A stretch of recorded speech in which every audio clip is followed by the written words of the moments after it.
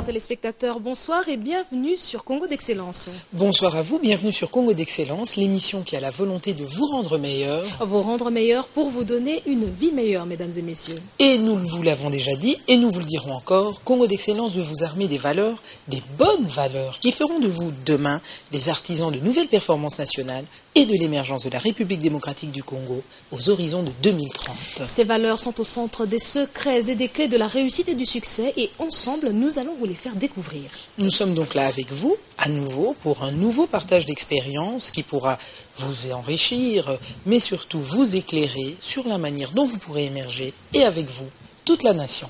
Et sachez que vous êtes et resterez les principaux acteurs de cette émergence.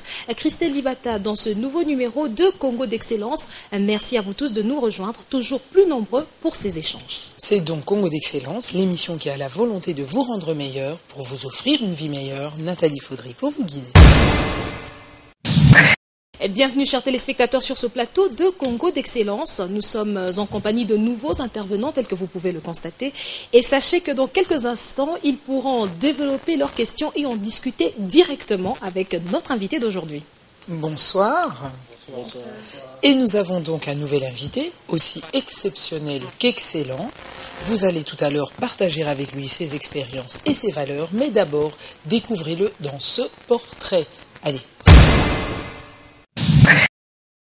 Martin Ikanda Onyangunga est un ingénieur informaticien congolais qui a vu le jour le 20 décembre 1943 dans le territoire des Kailo, à 72 km de Kindu, dans la province du Maniema. De père, Capita, vendeur employé à Cobel Mine, la compagnie belge d'exploitation minière, Martin Ikanda est troisième d'une famille de 22 enfants.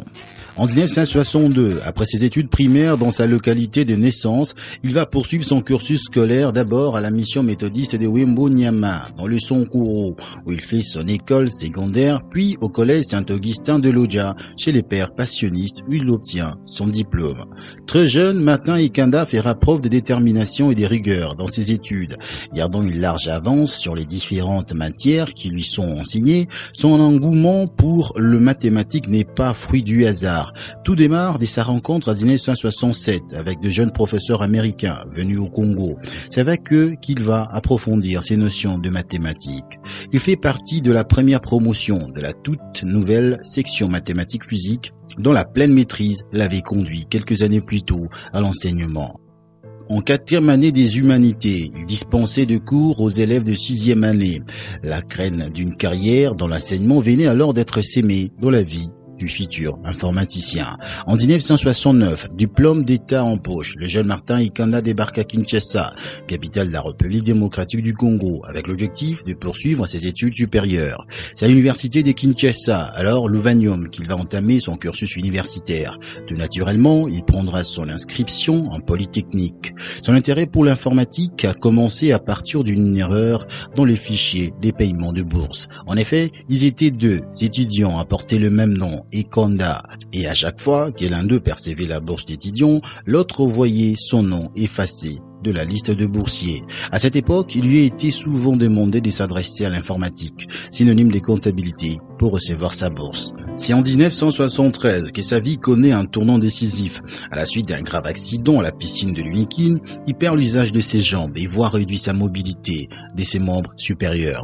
Il s'en suivra une longue période de rééducation en Belgique, précisément à l'hôpital Brimman de Bruxelles. Ces changements n'empêchent pas Martin Ikanda de poursuivre ses études universitaires à l'Université libre de Bruxelles. Après l'obtention de sa licence en mathématiques supérieures, il s'y voit accorder l'autorisation de pouvoir continuer en informatique. Il est retenu assistant à l'ULB et entame une carrière professionnelle au sein du géant informatique de l'époque, UBN. À la suite d'une brouille diplomatique, il s'y voit retirer son permis de séjour. Il lui est demandé de quitter le royaume de Belgique. Nous sommes en 1975. À son retour, le secteur informatique est encore fermé au grand public en RDC. Zaïre de l'époque, il entreprend de faire découvrir les sciences informatiques au grand public, ce qui fait de lui un pionnier. En effet, à cette époque, il était fréquent de confondre la statistique avec l'informatique. marquant de plus en plus d'espace, afin de dispenser ses enseignements, vu qu'il donnait cours chez lui, à domicile. Il lui vient l'idée de créer une école dont l'enseignement se spécialisera en informatique. Le 15 novembre 1975, naissait l'Institut supérieur d'informatique, programmation et analyse. La première promotion s'est composée d'environ 65 personnes et était installée au sein de l'Académie des Beaux-Arts. En 1980, l'ISIPA quitte l'Académie des Beaux-Arts pour s'installer à l'Institut de la Gombe. En 1981, l'ISIPA est agréé, titre définitif, par les conseils permanents de l'informatique au Zaïre, COPIS, attaché au bureau du président de la République. La même année, le niveau de conception verra le jour, puis en 1990, la licence en informatique appliquée sera ajoutée. En 1991, après le contrôle et inspection, le ministère de l'Enseignement supérieur universitaire autorisera le fonctionnement de l'ISIPA pour enfin l'agréer par un arrêté. La même année, l'ISIPA va occuper les bâtiments de Kitega, acquis sur fonds propres. C'est une institution qui compte à ce jour de nombreux étudiants, parmi lesquels des étrangers en provenance des divers pays africains, où l'ISIPA est devenu une véritable référence dans les créneaux de l'informatique. En dehors de son rôle de promoteur, Martin Ikanda est aussi le président de la Fédération congolaise des personnes vivant avec handicap. Aux dernières statistiques réalisées, environ 13% de la population congolaise vit avec handicap, ce qui constitue une communauté pour laquelle Martin Ikanda lutte pour une reconnaissance et une prise en charge conséquente d'une société encore fermée sur cette catégorie des personnes. Il a été désigné représentant des handicapés d'Afrique au sein d'importantes structures sur les continents, à l'instar de l'Union africaine. Il est également membre de l'Organisation mondiale des personnes à mobilité réduite, en témoignage à la reconnaissance de tous. Pour la détermination dont il fait preuve, plusieurs trophées garnissent les vitrines de son bureau. Trophée Mwanamboka en 2011, International Award for Excellence and Business Prestige, reçu cette année à New York. Star for Quality, obtenu à Paris en 2012. Marié à Rufine Luyeye Ikanda, qu'il a toujours inconditionnellement soutenu depuis près de 25 ans, Martin Ikanda est père d'une grande famille, croyant. Il se plaît à dire cette phrase révélatrice: donnez-moi rendez-vous au 100e étage, je vous y retrouverai. Comment ne pas la question, mais je sais que j'y serai.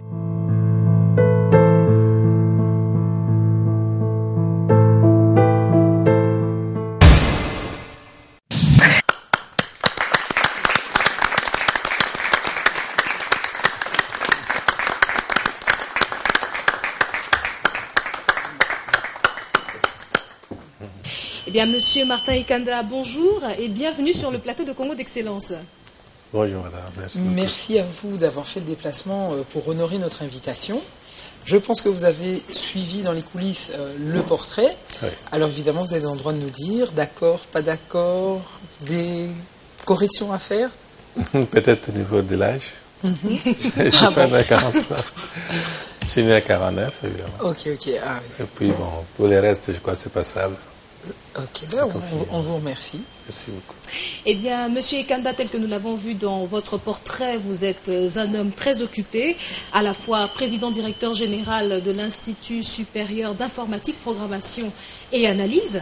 Les étudiants de l'ISIPA, je le signale, nous ont fait également le bonheur de pouvoir assister à cette émission.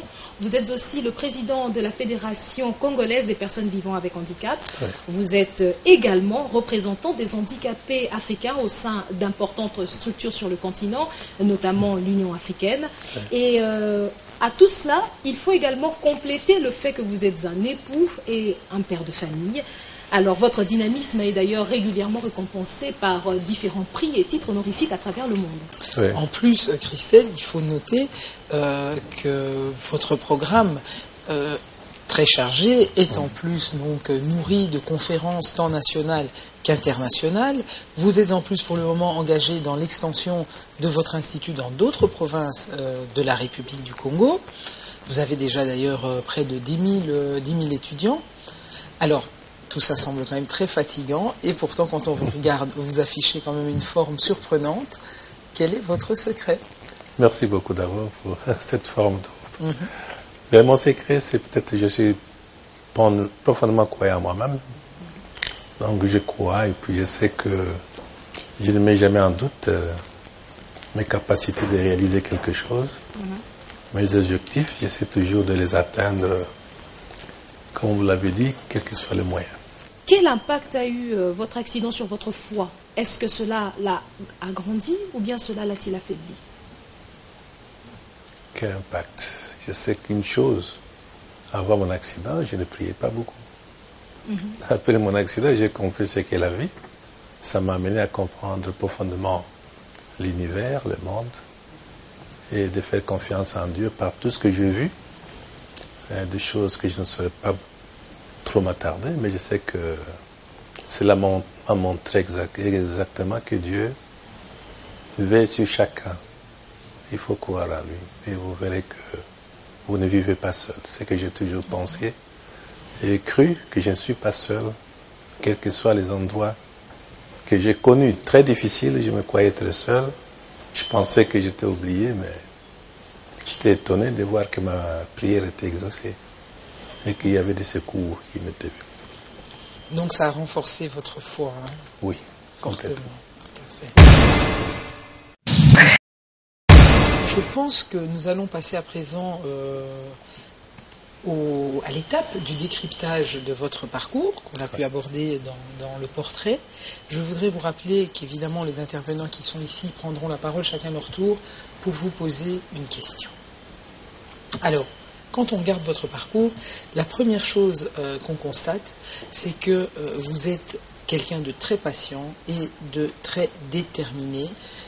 On l'a vu notamment face aux difficultés de la vie. Alors, effectivement, là où beaucoup se seraient découragés, M. Martin Ikanda, et auraient abandonné, vous êtes plutôt accroché. On voit notamment lors de votre séjour de rééducation à Bruxelles, plutôt que de désespérer et de tomber dans une sorte de dépression, au contraire, vous n'avez pas hésité à vous lancer en parallèle à la poursuite de vos études supérieures. Je rappelle également que vous avez décroché un diplôme en mathématiques supérieures. Vous transformez des situations qui sont à première vue négatives, problématiques, en de véritables opportunités. D'où vous vient cet optimisme, cette façon positive de toujours regarder les choses? Ah oui, mais je ne mentirais si je vous disais que cela ne faisait pas de problème. Ça ne venait pas comme ça automatiquement, hein, de surmonter. Il faut un exercice terrible, un effort terrible, une gymnastique mentale terrible. Mais à la fin des comptes, j'ai vu après plusieurs épreuves qu'il fallait plutôt être positif. Plutôt être positif et comprendre la situation et s'adapter à celle-ci. C'est peut-être ça mon attitude. Je crois que depuis que j'ai découvert que cela c'était la plus grande chose pour moi, hein, de toujours comprendre, de me dépasser et d'agir à conséquence. Vous voulez dire par là que vous avez quand même eu des moments de découragement, mais qu'avec le temps, vous avez compris que finalement, il valait mieux être positif. Absolument, il y a eu des moments difficiles avant d'arriver à une certaine stabilité et à dépasser. Hein, vous savez que vivre avec un handicap, c'est une épreuve très difficile. Mais lorsque vous vous habituez, vous comprenez la situation, c'est comme aujourd'hui. Moi, c'est pratiquement sans aucun problème pour moi, les problèmes d'handicap. J'ai surmonté cela. Ce n'est pas l'handicap que je vois plutôt le travail que je fais et surtout ma détermination de dire, eh bien, écoutez, je voudrais ceci, je dois vivre ma vie et évidemment être au service des autres aussi. Ma priorité, c'est d'abord me découvrir moi-même face à ce qui m'arrive. Et lorsque j'ai réussi à faire cela, et je crois que je suis heureux dans ces circonstances. On vous remercie. Okay. Alors, on va passer à la première question. Avec Franklin, je pense, Christelle. Hein? Tout à fait, oui. Franklin Kabika de l'Institut national des bâtiments et travaux publics. Okay. Ma question est la suivante. En dépit des difficultés que vous avez rencontrées tout au long de votre parcours, notamment le retrait de votre permis de séjour en Belgique, votre retour au pays, l'expulsion de l'Athénée de la Gombe avec l'ISIPA, comment avez-vous fait pour ne jamais lâcher prise? Comme j'ai toujours dit, il faut avoir la maîtrise en soi.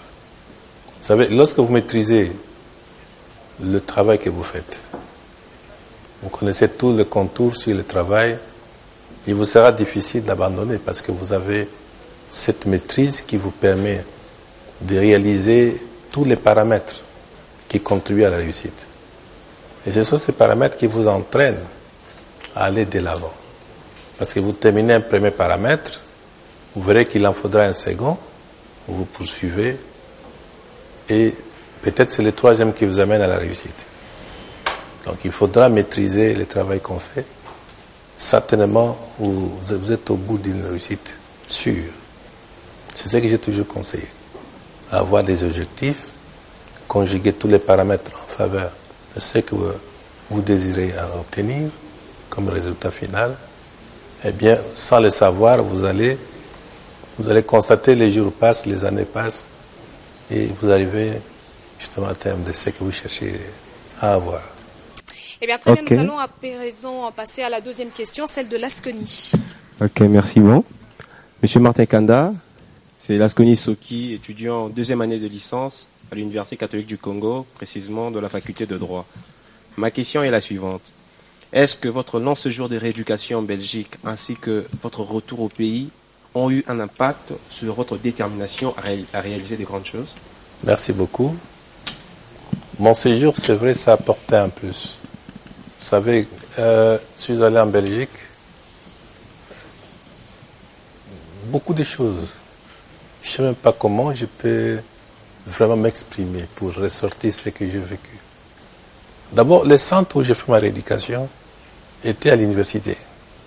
Ce qui fait que je n'avais rien à faire à ce centre. Le temps que j'ai perdu ici avant mon transfert, j'avais déjà perdu pratiquement les facultés. Alors j'arrive, qu'est-ce que je pouvais faire que de continuer? On me demande ce que vous pouvez faire. Qu'est-ce que je pouvais?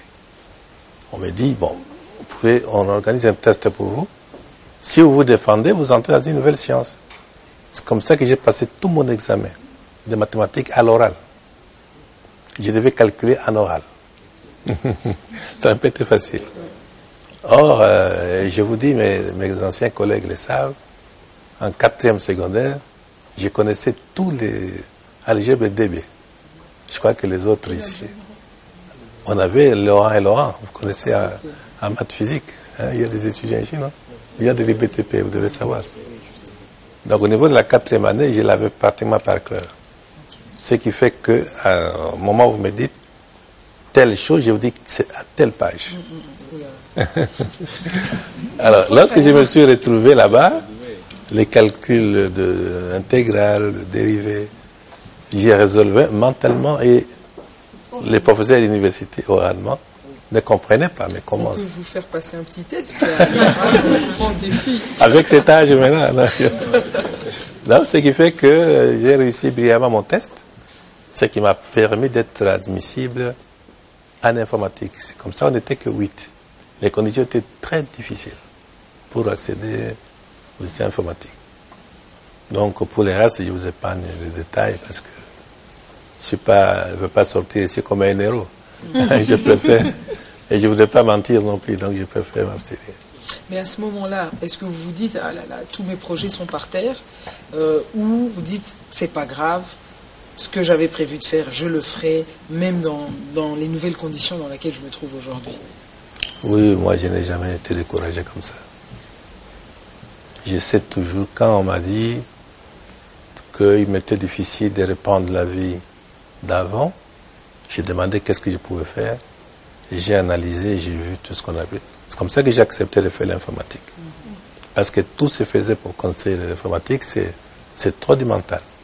Donc il fallait savoir raisonner à la manière de la machine. Hein. Donc là, je me suis retrouvé. Je me dis, voilà, ici, je crois que je serai orienté complètement. Mon grand problème, c'est que je n'aime pas être dominé par une chose. Je voudrais plutôt que c'est moi qui dicte la ligne de conduite. Donc c'est comme ça que je suis parti dans cette histoire. Alors, nous passons aujourd'hui la parole, hein, c'est Noémie. à Noémie. Monsieur Martin Kanda, je suis Noémie Toumba, étudiante en architecture intérieure en 2e année graduée à l'Académie des Beaux-Arts. Bonjour. Oui. Monsieur, la passion dont vous faites preuve, a-t-elle toujours fait partie de vos qualités ou vous l'avez développée après votre accident? Non, je vous ai dit que j'étais un ancien routier, scout, tout ce que vous voulez. Donc, ceux qui sont passés par ces mouvements, Les scouts, ils connaissent que là, on vous forge du caractère. Ma prière a été toujours que ces mouvements reviennent dans nos pays. Parce que ça a formé la jeunesse. Et moi-même, j'en ai formé beaucoup. Parmi les scouts, parmi les Louveteaux. Et donc, et ma sœur, je l'avais formée comme guide, elle était guide. Et donc, j'ai donné raison. Pour les jeunes, j'ai toujours été avec les jeunes. Donc, je sais qu'il faut... C'est pas tout le monde qui sait ce qui sont les scouts et les guides aujourd'hui, je pense. Vous pouvez un petit peu resituer pour les gens. C'est un mouvement de Baden-Powell, je crois qu'ils les connaissent. Si, Baden-Powell, bien sûr. Le scoutisme avec tous ces principes, où il y avait des campements, où on entrait en brousse, on faisait des campings, et où on s'est forgé, on travaillait. Hein. Donc c'est un mouvement de jeunes, dans lequel les jeunes, c'était des activités parascolaires, où les jeunes étaient encadrés. Quel type de valeurs on vous avait apprises là-bas?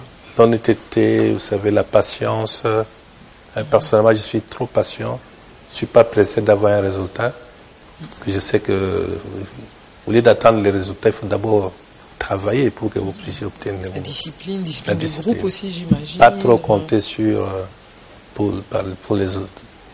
Compter sur les autres, préparer soi-même son avenir, vous vous débrouillez, vous allez recevoir les résultats sans faute. Vous encourageriez les parents aujourd'hui à mettre leurs enfants... Oui, j'encourage les parents à pousser les enfants à étudier, à travailler. Ce n'est pas un travail manuel comme on fait aujourd'hui, où on voit une image on compense avec l'argent. Quand c'est du travail manuel, il faut faire avec ses propres mains. Nous avons fabriqué des briques, nous avons planté des champs de coton, tout cela. On n'a pas donné quelque chose pour remplacer ce travail. Il faut travailler. C'est trop travail.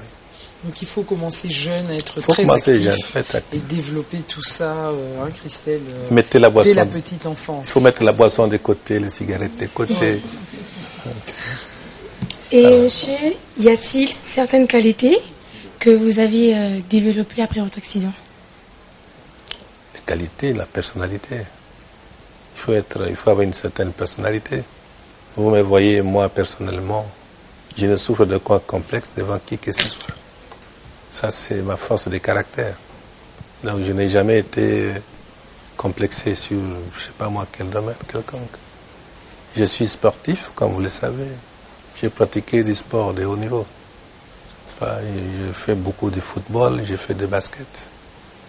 Oui, donc toute cette discipline, tout ce que j'ai fait dans ma vie m'ont aidé à diriger, à rester constant dans ma vie active. Mais surtout là, dans son cas dont vous dites, c'était aussi ne pas se soucier du regard des autres. Non, c'est tout pas ça. Les regards des autres, ça peut vous amener à des situations négatives.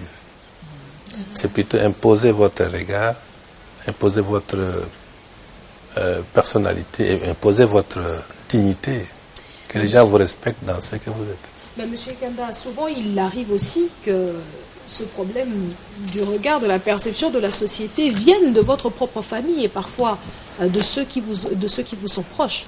Alors, ce à quoi je pense, c'est qu'est-ce que votre famille, comment d'abord a-t-elle réagi face à votre accident? Et est-ce que votre famille vous a suffisamment accompagné après votre accident? Ma famille ne voulait pas comprendre mon accident. Mon papa, ma mère, mes soeurs, frères. Mais ils ont constaté qu'ils étaient en face d'un frère, d'un enfant qui ne regrettait pas ces choses, qui ne se posait plus de questions sur le passé. C'est une personne qui avançait dans ce qu'il est devenu, quoi. Donc je me suis préparé vraiment à affronter l'avenir, ne pas dépendre de quelqu'un, de dépendre seul, de ne pas échouer dans le travail que je faisais. Ils m'ont suivi petit à petit, après ils ont compris. C'est vous qui les avez soutenus alors? C'est moi qui les ai aidés. Oui, je les ai aidés à me voir autrement. Mais peut-être vous voulez donner des conseils aux familles des personnes vivant avec handicap, parce qu'elles ont besoin d'encadrement, c'est peut-être pas toujours le cas. Oui, c'est-à-dire qu'ils ne doivent pas, comme ça se fait dans nos familles africaines, Vous avez un enfant handicapé, vous pensez les mettre de côté et privilégier d'abord ceux qui sont, comme vous dites, couramment valides. Moi, je pense que c'est une erreur. Ils peuvent bien aider les autres par l'éducation, par la formation professionnelle, à leur trouver les moyens de survie, leurs moyens futurs.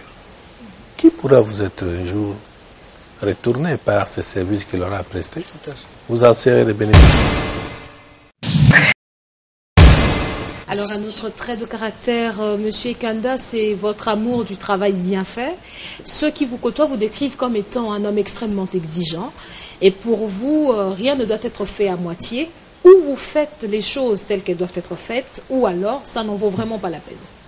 Cette qualité, je pense, est certainement à la base de votre engagement comme assistant à l'ULB et plus tard chez IBM. Alors, vous en avez déjà un petit peu parlé, le scoutisme, etc. Mais d'où vous vient cette caractéristique, cette qualité? Bon, je l'ai dit souvent, personnellement, je dis que je ne suis pas intelligent. Ah bon? Ouais. Oui, c'est vrai.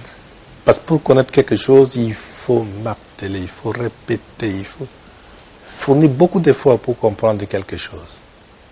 Mais à la fin, je comprends. Et quand je comprends, ça reste. Là, ça ne parle plus.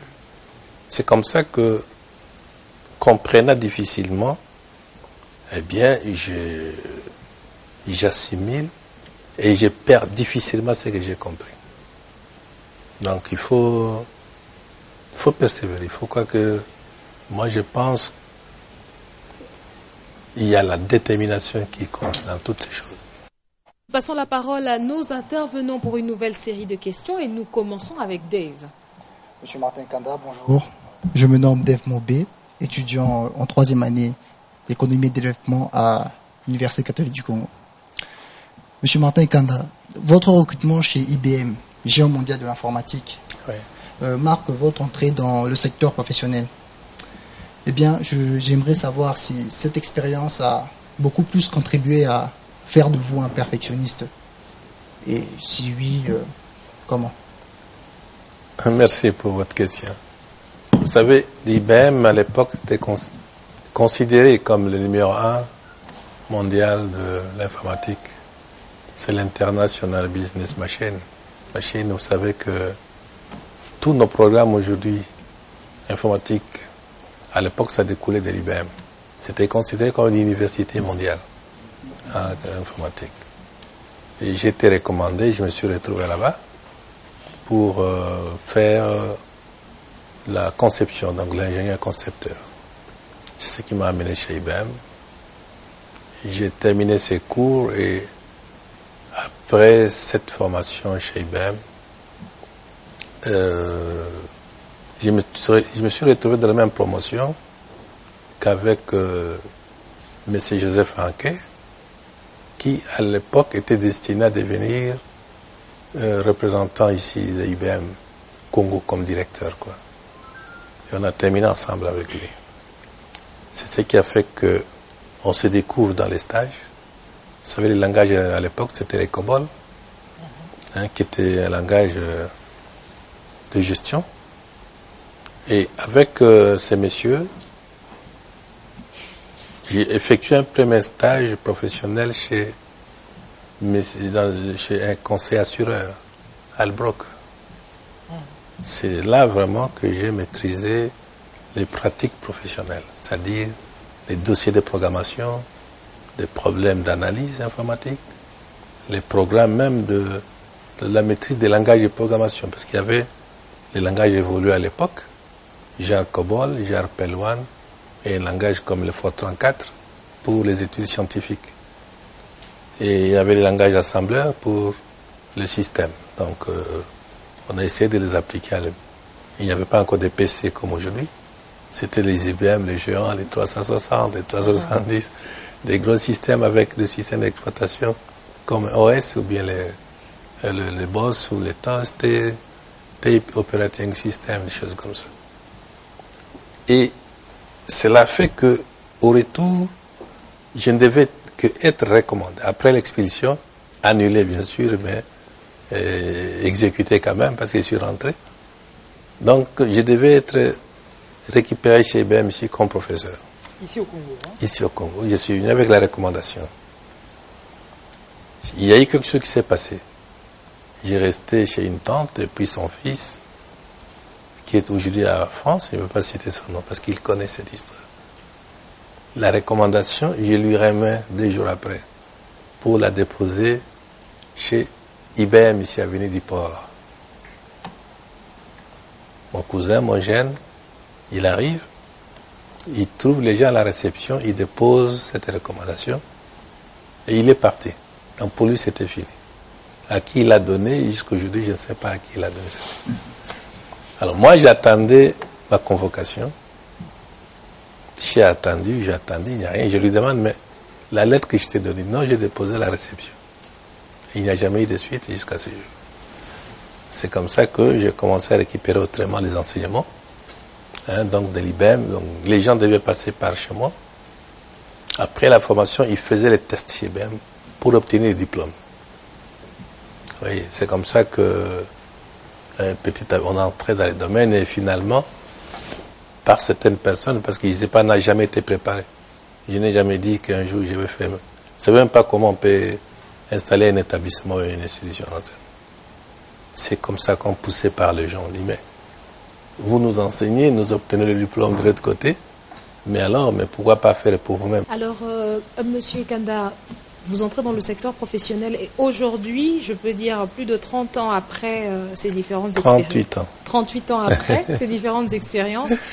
Quel message avez-vous apporté aux personnes à mobilité réduite, mais qui doivent également aller dans le secteur professionnel, qui peuvent également travailler? Parce que généralement, ce genre de personnes, il est très difficile aujourd'hui au Congo d'entrer dans un bureau et de rencontrer ce genre de personnes.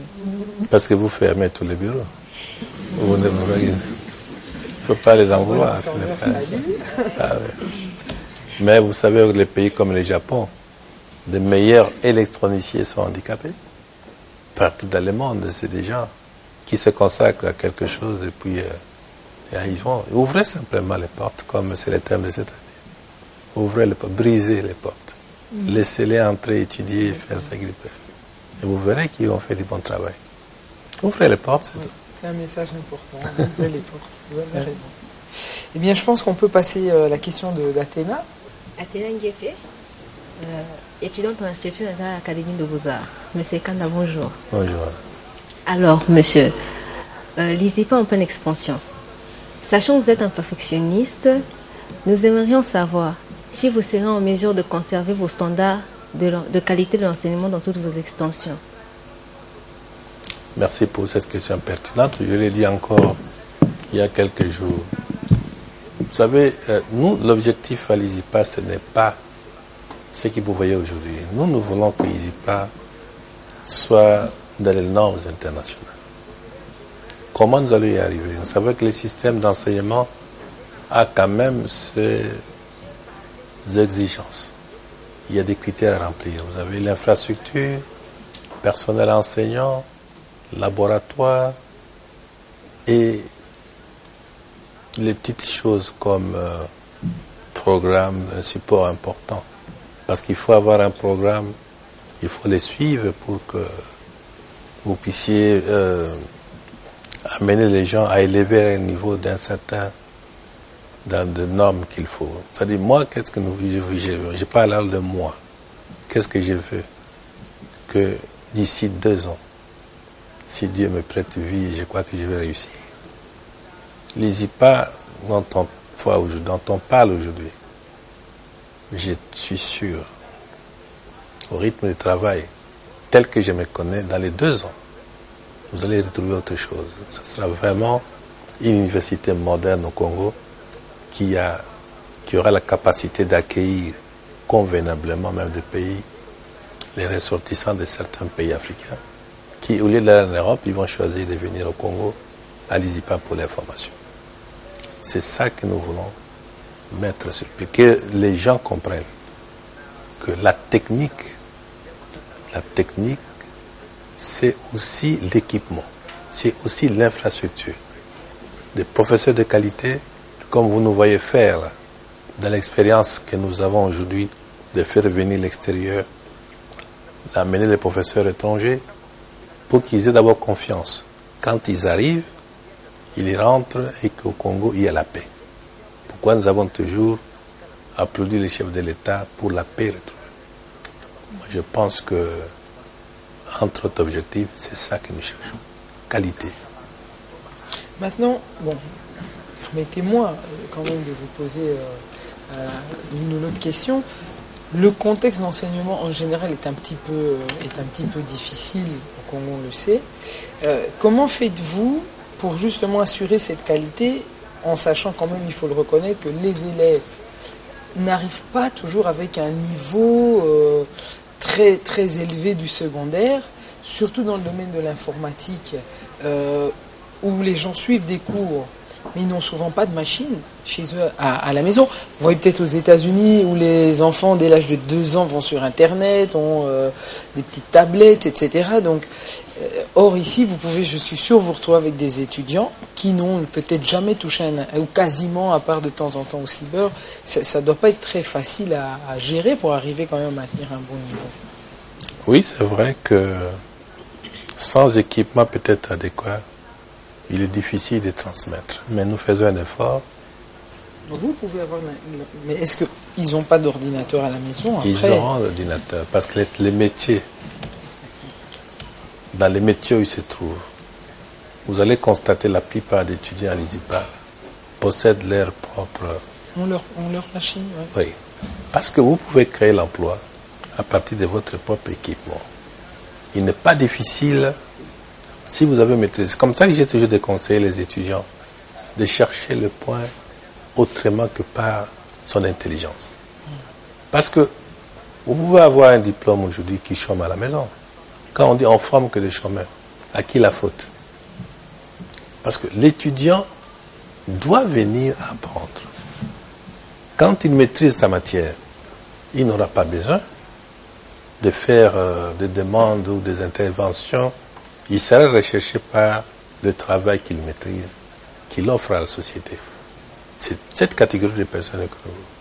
Mais lorsque vous venez, vous manquez 2 points, vous faites l'intervention, surtout moi on ne me voit même pas parce que je n'interviens jamais en matière de points. Donc vous allez dire, ajoutez-moi 2 points. On peut vous ajouter 4 points. Mais finalement, vous allez faire quoi? Surtout les filles. Hein. Ah, je ne veux même pas parler de ce côté-là. Non, je blague. Moi, je blague. Excusez-moi. Je défends mes soeurs. C'est une blague. On les harcèle, les pauvres. C'est une bonne remarque qu'on a compris. Elles sont victimes d'harcèlement. Si je dois un peu continuer la question de Nathalie, aujourd'hui, vous êtes en pleine expansion, comme Athéna l'a souligné. Vous allez dans les provinces. Des provinces dans lesquelles on est également confronté à un niveau d'enseignement, si Kinshasa déjà éternue, donc on imagine bien qu'à l'intérieur c'est encore plus difficile. Et vous avez également une accessibilité aux différentes machines et à la technologie qui est de plus en plus difficile. Certes, aujourd'hui, les grandes voies sont en train d'être construites, mais comment est-ce que vous allez ouvrir un institut supérieur dans un milieu qui connaît un grand retard par rapport à la technologie? Comment est-ce que vous comptez combler un peu ce vide-là? Il ne faut pas vite aller construire un institut supérieur. Ce n'est pas la solution. C'est-à-dire qu'il y a plusieurs façons d'y arriver. Et même si on mettait l'institut supérieur, ça ne serait pas malvenu si les besoins étaient là. Je connais des coins comme dans mon village, par exemple à Moniam. Pour une photocopie simple, pour une lettre même simple, il faut mettre au moins 4 jours. Donc vous vous présentez, vous déposez les papiers et revenez après 5 jours pour récupérer votre photocopie. Vous voyez? Ou simplement la saisie de votre document. Vous avez les universités là-bas partout, mais on se demande des fois comment ils font pour les supports de cours. Parce que si déjà une page, vous allez attendre 5 ou 4 jours. Je suis en train de construire là-bas chez nous aussi, pour que, je ne sais pas moi, c'est peut-être le préambule, c'est un début. Il y a moyen d'aide. Parce que c'est quoi l'informatique finalement? C'est un moyen moderne pour gérer les histoires. C'est un moyen moderne, on ne peut pas s'en passer. Vous avez un ordinateur qui est l'outil principal de l'informatique. En quoi ça peut être difficile de l'amener ou dans les villages ou quoi avec tout ce que nous connaissons? Oui, nous avons de variétés d'alimentation en énergie. L'énergie qui se donne. Aujourd'hui, même par de petits supports, vous pouvez transmettre l'énergie sans nécessairement qu'il y ait de l'électricité. Donc, on est en train d'étudier toutes ces formules pour qu'on apporte cette assistance. C'est une assistance formidable pour le développement. Vous allez prendre votre portable, prenez des photos avec, faites envoyer les textes, communiquez. Vous pouvez transmettre les informations à distance. Et c'est quoi l'intérieur? Ce sont des principes informatiques. C'est pas la transmission des données, la nouvelle technologie. Les transmissions, vous savez, l'informatique mariée à la télécommunication. Ça donne quel résultat? Facilité, rapidité, fiabilité. Merci. De toute façon, il faut commencer quelque part. Hein. Je veux dire, Kinshasa n'est pas le Congo. Voilà. Et c'est quand même, c'est bien d'agir aussi en dehors de la capitale. Alors, Raoul, pour continuer cette série de questions. Bonjour, monsieur Martin Kanda. Bonjour. Je suis Raoul Kapoji, étudiant en deuxième année analyse et programmation à l'école informatique des finances. Merci. Face à l'explosion de la concurrence dans le secteur informatique et l'évolution accélérée des technologies, ma question est celle-ci, monsieur. Comment faites-vous pour vous distinguer des autres et quelles sont vos stratégies pour continuer à faire la différence? Mais distinguer des autres. Alors qu'on a encore besoin de plus de 30 000 informaticiens dans le pays. Il n'y a pas encore la concurrence. Tout ce qu'il faut, c'est être sur le marché. Moi, je n'ai jamais pensé à la concurrence quelconque parce que les besoins se font encore sentir. Donc, je n'ai pas encore adopté la stratégie de concurrence. Ne vous fiez pas à la publicité. Oui, donc on fait savoir. On présente donc l'existant. Vous êtes informaticien, vous savez qu'en toute chose, dans l'étude d'opportunité, il faut la critique de l'existant. Il faut présenter la situation comme ça. C'est ce que nous faisons. C'est le principe de management, considéré comme la gestion, tout simplement.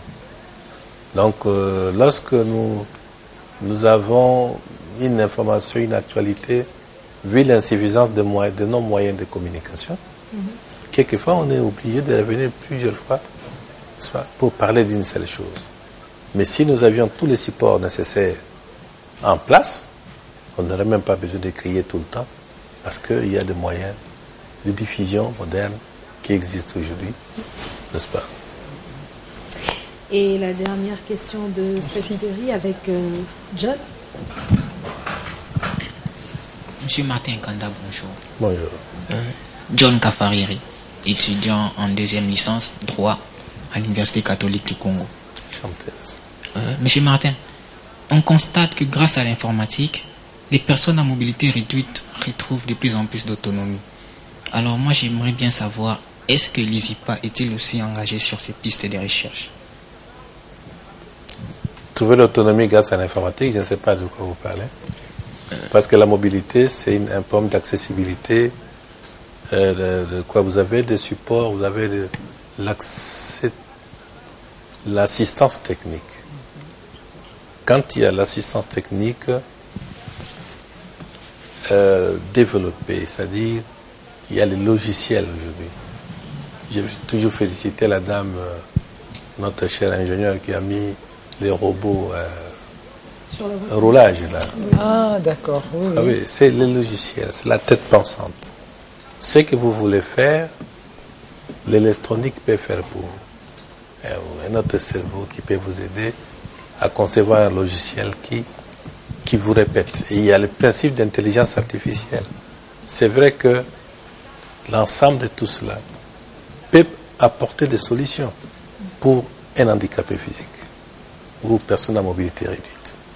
Il y a ceux qui utilisent le béquille, il y a la reconnaissance vocale, le principe de reconnaissance vocale, n'est-ce pas? On peut vous reconnaître. Un non-voyant, par exemple, il peut, grâce à des principes de reconnaissance vocale, n'est-ce pas, il peut vous dicter une lettre sans écrire.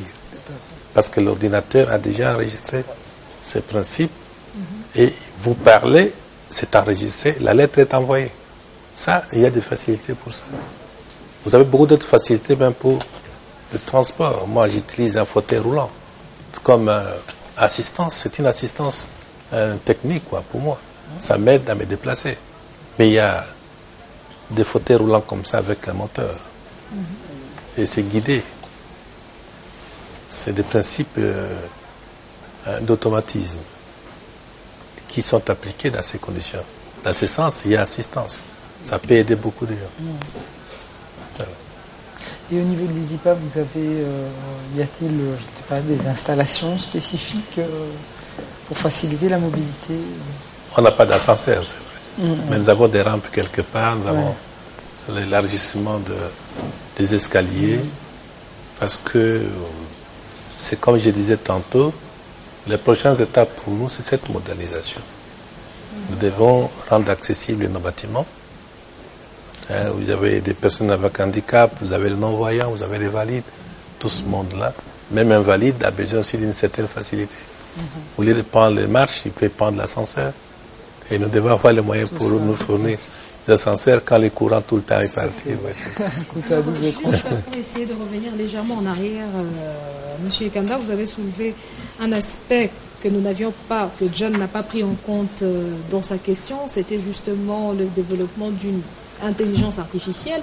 Est-ce qu'aujourd'hui, l'ISIPA compte s'engager dans cette piste de recherche pour produire effectivement ce genre de produit sur le marché, c'est-à-dire être à même de proposer des logiciels d'assistance qui soient parfaitement adaptés à nos réalités congolaises?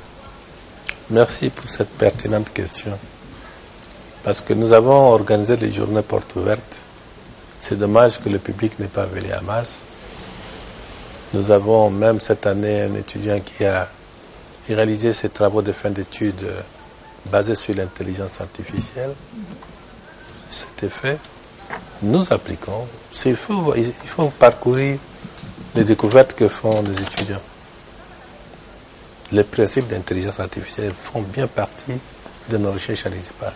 Il y a beaucoup de travaux finis qui sont là, qui ne demandent que c'est pas de les promouvoir. Donc les principes sont là. Il y a maintenant plus de 10 ans depuis que nous utilisons ces principes d'intelligence artificielle. Bien, je pense qu'on va passer au décryptage d'un autre des aspects de la personnalité de notre invité. On l'a déjà précisé lors de l'introduction de cette émission, M. Ekanda, vous êtes président de la Fédération congolaise des personnes vivant avec handicap. Oui. Sur le continent africain, Christelle nous l'a dit tout à l'heure que vous étiez un représentant des handicapés d'Afrique au sein de l'Union africaine et vous êtes également membre de l'Organisation mondiale des personnes à mobilité réduite. Vous êtes engagé à faire entendre la voix de cette communauté au sein de la société congolaise qui pourtant est encore assez fermée.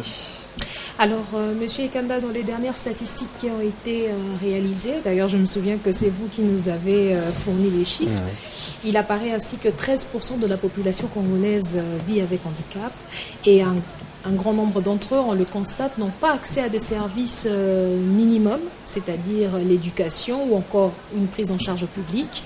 Alors c'est un bilan qui n'est pas très encourageant pour la République démocratique du Congo, mais aujourd'hui, y a-t-il de l'espoir pour cette communauté, M. Ekanda? C'est vrai qu'il y a un peu d'espoir parce que les pays viennent d'adhérer à la Convention internationale qui protège justement les personnes à mobilité réduite. Ce qu'il fallait d'abord faire, c'est avoir une protection juridique. La Constitution les garantit aujourd'hui par l'article 49. Au moins, nous savons qu'il est dit clairement que la personne avec handicap doit être protégée, doit bénéficier de tout ce qu'il y a comme facilité que les valides s'offrent. Moi, je pense de ce côté-là. Il y a aussi un effort à faire de l'autre côté, c'est-à-dire les personnes à mobilité réduite, qui doivent comprendre il faut un effort, il faut tout faire pour éviter d'être marginalisé par l'éducation, par la formation, par beaucoup d'autres moyens qu'il faut le faire. Il y a la récupération aussi. Et autre aspect, c'est sur le plan médical. Grâce à l'orthopédie aujourd'hui, on peut corriger certains handicaps, n'est-ce pas, lorsqu'il y a des déformations de parties du corps qu'on peut, grâce à la chirurgie orthopédique, arriver quand même à redresser, ou même en ophtalmologie pour essayer d'aider les non-voyants, donc grâce à l'ophtalmologie, pour permettre. Donc il y a des principes comme ça que nous devons utiliser, mais ça doit être rendu obligatoire. Par exemple, l'accès à l'éducation, comme disait Madame tantôt, l'accès, c'est pas facile. Vous allez créer beaucoup de marches et vous invitez quelqu'un à venir étudier, par exemple, à nos universités. Il va accéder à ces marches comment? C'est difficile. Donc, automatiquement, il est freiné, il ne peut pas étudier parce que le marche. À l'école primaire, on les voit. Beaucoup d'enfants ne savent pas accéder. Et la protection aussi dans les salles de classe. L'objet de moquerie, par exemple, des voisins, des collègues. Hein, tout ça, il faut éviter, il faut instruire. Le langage des signes pour les malentendants. Vous savez, c'est un langage comme ce que nous parlons maintenant de français. Maintenant, on enseigne le langage des signes qui doit être rendu, qui doit être obligatoire dans notre système éducatif. Par exemple, à l'école primaire, les enfants commencent déjà à utiliser le langage des signes. Ainsi, on va de moins en moins isoler les malentendants. Parce qu'ils verront quand même, ils auront des interlocuteurs. Si tout le monde parlait ce langage des signes, hein, ce qu'on appelle couramment les sourds-muets, ils ne seront pas être isolés de la société. Donc il y a des efforts comme ça à faire. Okay, merci à vous. Mais on va prendre une série de questions. La dernière série de questions, et on va commencer avec Martins. Bonjour Monsieur Martin Kanda. Bonjour. Je suis Martins Desaimés, étudiant à l'Académie de Beaux-Arts en architecture d'intérieur en second cycle. Monsieur Martin Kanda, c'est en 1987 que vous avez été nommé à la tête de la Fédération congolaise des personnes vivant avec handicap. Pouvez-vous nous dire quelles sont les conditions qui vous ont poussé à ces postes et les raisons de votre engagement? Ce qui m'a poussé, c'est de voir tout ce que je vois autour de moi. Ceux qui viennent dans mes bureaux, ils savent voir combien j'en reçois. Et c'est difficile, comme ça, de rester sourd ou de ne pas voir ce qu'ils font, les malheurs des autres. C'est comme ça que nous faisons un effort. Pour éviter d'avoir toute cette charge, il faut nous battre auprès de l'État pour qu'on ouvre aussi, que les autres puissent avoir aussi accès. Si vous n'avez pas l'emploi, on dit toujours le ventre affamé n'a point d'oreille. Vous avez laissé des gens dans des conditions misérables pour que vous dites que ce sont des mendiants, alors que vous avez occasionné ça vous-même. Il faut donner de l'emploi. La réglementation internationale exige à ce que quand vous avez une entreprise et vous utilisez les valides, prévoyez également un pourcentage pour les handicapés. C'est une obligation qui est faite. Il ne faut pas seulement dire on veut ceci, ces gens-là sont comme ça. Mais s'il y avait des ouvertures, les travaux, l'emploi qu'on offrirait également, les études qu'on donnerait également pour les autres. De moins en moins, les gens se retrouveraient dans les conditions qu'on déplore aujourd'hui. Ils seraient plutôt tentés de faire des efforts pour connaître quelque chose, s'accrocher à l'emploi, et ça les aiderait à comprendre un peu et à préparer bien leur avenir. C'est important, je crois qu'on peut le répéter à nos téléspectateurs.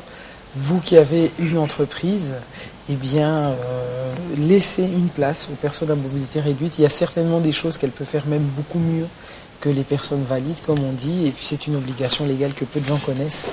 Donc c'est l'occasion de se mettre en ordre. Ah voilà, je pense que Nathalie, après ce message qui ressemble plus à un appel à mieux participer à la prise en charge publique de ces personnes à mobilité réduite, nous allons évoluer donc avec cette série de questions pour passer la parole cette fois-ci à Eddy. Merci beaucoup Christelle. Bonjour Monsieur Martin Kanda. Bonjour. Je réponds au nom de M. Eddy, assistant de recherche, premier mandat, licencié en sciences politiques de l'Université de Kinshasa. Eddy tout court Eddy Kanjinga. Okay. C'est ça, ok. Monsieur Martin, nous avons constaté que vous êtes connu aujourd'hui à travers le monde pour votre plaidoyer en faveur de personnes vivant avec un handicap. Pourquoi ne pas vous lancer dans la politique? Parce que vous êtes un leader. Pourquoi ne pas vous lancer?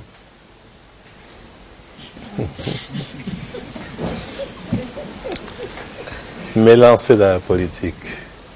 Ça serait une aventure de plus. Oui, c'est vrai. La suite logique. Non, c'est-à-dire que ce que nous faisons, c'est d'abord vouloir comprendre la situation dans laquelle on se trouve. Moi, je pense que je suis parmi des personnes qui sont à mesure de comprendre la souffrance de cette catégorie de personnes vivant avec handicap. Il est donc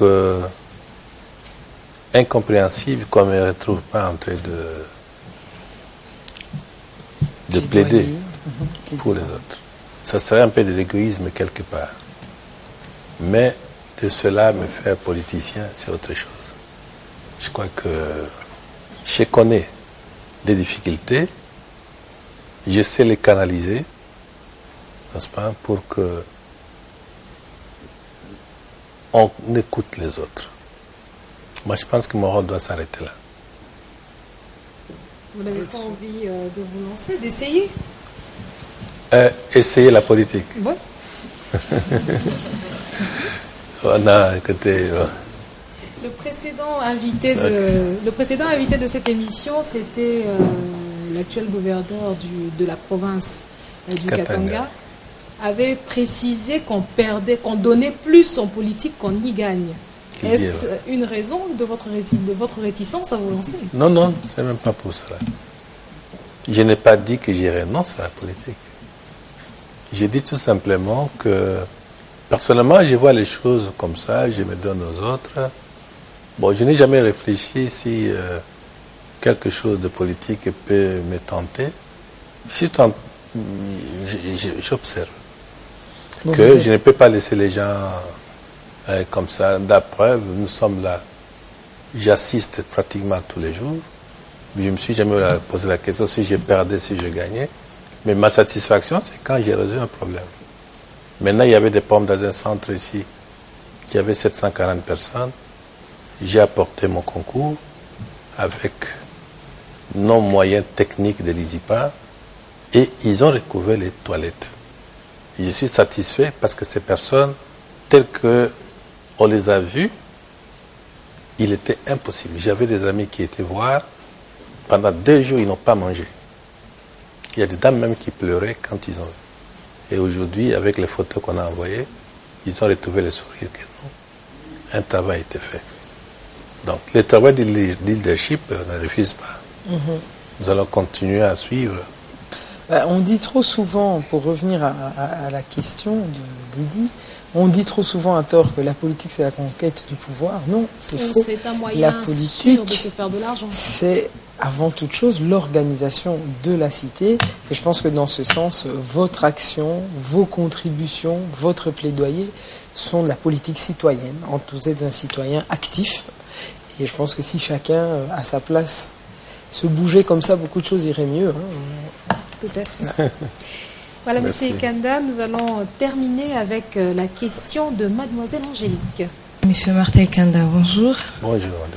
C'est Angélique Matoissa, étudiante à la faculté des sciences économiques et de gestion de l'Université de Kinshasa, en 3e année de graduat. Merci. Ma préoccupation est la suivante. Exercer autant de fonctions comme vous les faites demande beaucoup d'énergie et de temps. Alors, n'avez-vous pas peur de sacrifier votre chère famille sur le terrain de combat que vous menez? Oui. Pour être franc, des fois, je les sacrifie déjà. On peut peut-être demander à madame ce qu'elle en pense. Et il y a vraiment de fois, c'est ça. Mais la satisfaction est toujours là lorsque les gens, pas que les handicapés, moi j'aide tout le monde. Ça, il faut le dire. Il n'y a pas le travail que nous faisons déjà dans l'éducation. Au départ, les gens ne comprenaient pas que ce que nous faisions, ce n'était pas principalement pour l'argent. Et vous avez vu ce que nous développons comme activité à l'ISIPA pour amener tous ces mouvements-là. Ce qu'on amène à l'ISIPA ici, c'est sur des choses que nous avons vécues nous-mêmes. Vous avez un orchestre à l'ISIPA, nous avions un orchestre à l'Ovaillon. J'ai joué la musique depuis mon école secondaire, dans le black jazz. Et je faisais la contrebasse, ça de mon laisser. Donc nous amenons des mouvements que nous-mêmes nous avons vécus. Nous avons connu ces mouvements et on sait que ça aide la jeunesse à s'épanouir. Dans la culture comme dans les sciences. Donc tous ces mouvements sont nécessaires pour l'épanouissement. Il faut la vie communautaire, être pacifique, être attentif, beaucoup de patience. Et son temps, ne pas les gaspiller comme ça par des activités qui ne sont pas productives. Il faut utiliser son temps rationnellement. J'ai toujours dit aux étudiants dans les bibliothèques, dans la recherche, et cela produit toujours de bons effets. Et votre famille? Vous l'avez déjà oublié. Encore sacrifié. Oui, bon, écoutez, maintenant je me suis ressaisi. De temps en temps, j'amène la famille dans les vacances. Comme ça, ils comprennent un peu le monde. Ils ont vu le monde, ils ont vu que ce que papa fait, ne pas simplement pour un fruit. Je dois avoir un fils ici, ma fille est là aussi. Ils sont venus m'assister. Donc, ils sont là, je crois. Je les ai vus.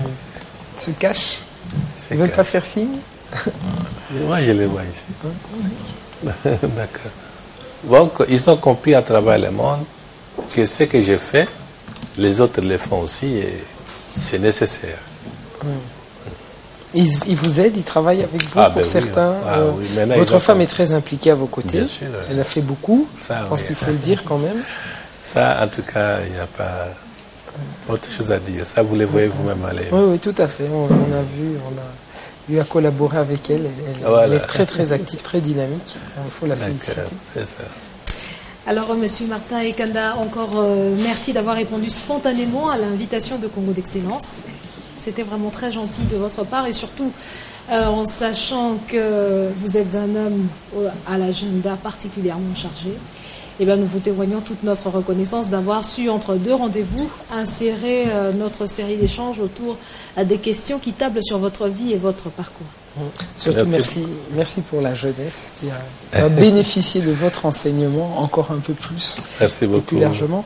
Et justement, en parlant de cette jeunesse, peut-être avant de clôturer, Christelle, peut-être notre invité a un dernier mot à adresser aux jeunes, peut-être plus particulièrement aux jeunes à mobilité réduite ou aux jeunes en général, à vous de choisir. À la jeunesse, telle que je vois là, les gens pleins de dynamisme. Moi, je pense vous devez convertir les jeunes. La force que vous avez aujourd'hui pour préparer votre lendemain. Vous savez, profitez de ce temps pour vous cultiver davantage. Apprendre, prenez également la culture physique. N'est-ce pas? Faites de la culture physique encore quelque chose qui puisse vous aider à garder votre forme, à vous cultiver également. Moi, je pense que les jeunes ont beaucoup à apporter dans notre pays. Il faut vous réveiller, il faut être actif pour que le pays en bénéficie. Merci beaucoup pour ça. On vous remercie beaucoup. Nous remercions aussi évidemment les téléspectateurs de leur précieuse attention et nous faisons une mention spéciale, n'est-ce pas Christelle? Tout à fait, oui. À nos intervenants dont les contributions sont à chaque fois enrichissantes et ce sera un plaisir de vous revoir dans d'autres contextes en ce qui nous concerne. Voilà, et nous allons donc, chers téléspectateurs, nous retrouver très prochainement pour un autre numéro de Congo d'Excellence. Ça sera, comme à chaque fois, un mélange de découvertes et d'analyses de parcours et de valeurs qui vont caractériser notre prochain invité. Et je tiens également, Nathalie, avant de terminer cette émission, à remercier tous les étudiants de l'Institut supérieur de l'informatique, programmation et analyse qui nous ont fait l'honneur et surtout le plaisir de pouvoir remplir nos gradins aujourd'hui. C'était donc eux qui ont fait notre public. Et donc, merci à vous tous d'avoir participé à cette émission et on se retrouve très vite pour un nouveau partage. Merci. Et on avait dit un petit bonjour à Maëva Cheke pour le merveilleux travail qu'elle fait à nos côtés. Maëva Cheke qui ne ménage aucun effort et à qui nous tenons également à témoigner notre sincère gratitude en un clin d'œil. Merci Maëva.